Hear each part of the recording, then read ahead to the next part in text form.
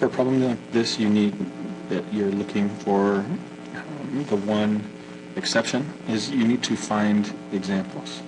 If you can find examples, you can then cancel that answer choice. So let's go ahead and just plug in some numbers here.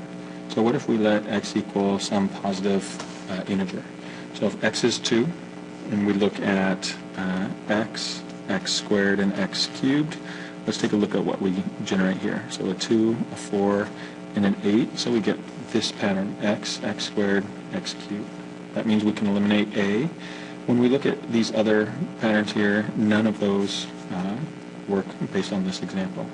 So let's move to a second example. Let's try the negative of this and see what happens. So we have a negative 2, here we have a positive 4, and here we have a negative 8. So the order for this one would be negative 8 is the smallest, followed by negative 2, followed by 4. So the pattern that works or can be eliminated from this one would be choice D.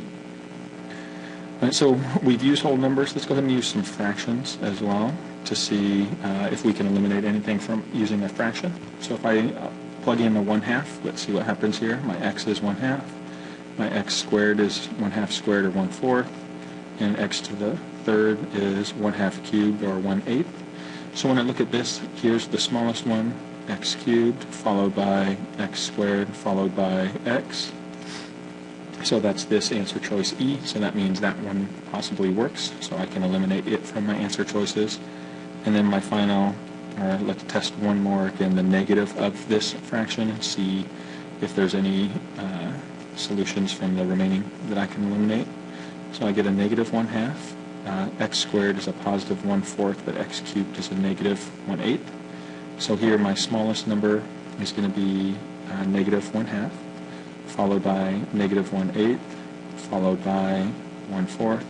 So here's the pattern that works here. So x cubed, and x squared. So the only one that I couldn't find an example of is choice C. So that, by process of elimination, is your solution.